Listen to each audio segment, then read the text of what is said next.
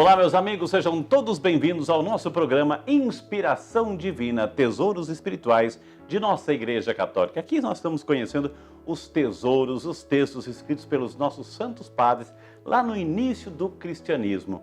E nós conhecemos já os textos dos padres apostólicos e agora vamos os padres apologetas ou apologistas. Qual é a diferença, Frei Rinaldo, dos padres apostólicos e apologistas? Os padres apostólicos são aqueles que conheceram diretamente os apóstolos.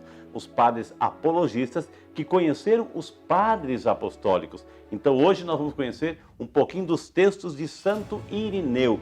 Irineu, do século II para o século III, enfim. Irineu foi um homem muito importante, principalmente foi um dos grandes teólogos.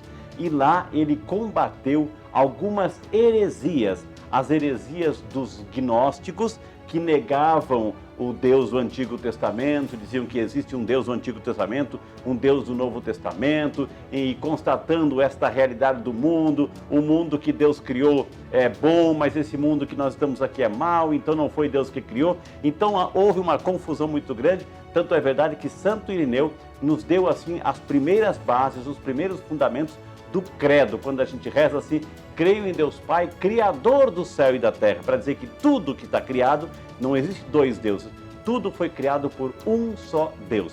E nós vamos conhecer os textos aqui de Santo Irineu, do Tratado contra as Heresias de Santo Irineu, bispo, século II. Eva e Maria. Quando o Senhor veio de modo visível ao que era seu, levado pela própria criação que ele sustenta, tomou sobre si, por sua obediência na árvore da cruz, a desobediência cometida por meio da árvore do paraíso.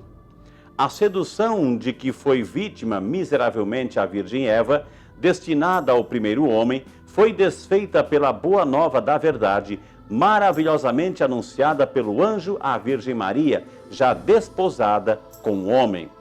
Assim como Eva foi seduzida pela conversa de um anjo e afastou-se de Deus, desobedecendo a sua palavra, Maria recebeu a boa nova pela anunciação de um outro anjo e mereceu trazer Deus em seu seio, obedecendo a sua palavra.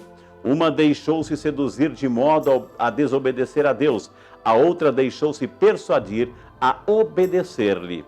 Deste modo, a Virgem Maria tornou-se advogada da Virgem Eva.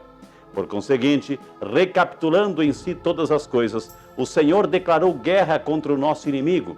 Atacou e venceu aquele que no princípio, em Adão, fez de todos nós seus prisioneiros e esmagou sua cabeça, conforme essas palavras ditas por Deus à serpente, que se leem no Gênesis. Porém, inimizade entre ti e a mulher, entre a tua descendência e a dela. Esta te ferirá a cabeça, enquanto tu tentarás ferir o seu calcanhar. Gênesis 3,15. Deste mesmo momento, pois, foi anunciado que a cabeça da serpente seria esmagada por aquele que, semelhante a Adão, devia nascer de uma virgem. É este o descendente de que fala o apóstolo na sua carta aos Gálatas. A lei foi estabelecida até que chegasse o descendente para quem a promessa fora feita. Gálatas 3,19.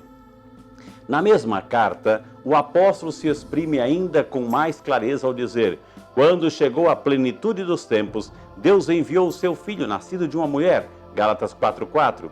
O inimigo não teria sido vencido com justiça se o homem que o venceu não tivesse nascido de uma mulher, pois desde o princípio ele tinha se oposto ao homem, dominando-o por meio de uma mulher. É por isso que o próprio Senhor declara ser o Filho do Homem, recapitulando em si aquele primeiro homem, a partir do qual foi modelada a mulher. E assim, como pela derrota de um homem o gênero humano foi precipitado na morte, pela vitória de um outro homem, subimos novamente para a vida. Palavras da Santa Igreja, demos graças a Deus. Meu amado, minha amada, que testemunho bonito de Santo Irineu, o paralelo entre Eva e Maria. Só para a gente lembrar, Eva, uma mulher virgem, prometida em casamento e foi visitada por um anjo, Eva.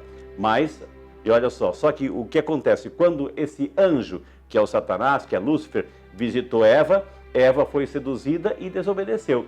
Maria, uma mulher virgem, prometida em casamento, e também acima de tudo, foi visitada por um anjo. Só que na visita do anjo que Maria teve, Maria foi a obediente, a serva obediente. E pela obediência de Maria, veio o Salvador da humanidade, que teve como vitória na cruz essa recapitulação de toda a história. Tesouros lindos, minha gente. Tesouros espirituais de nossa Igreja Católica. Deus abençoe.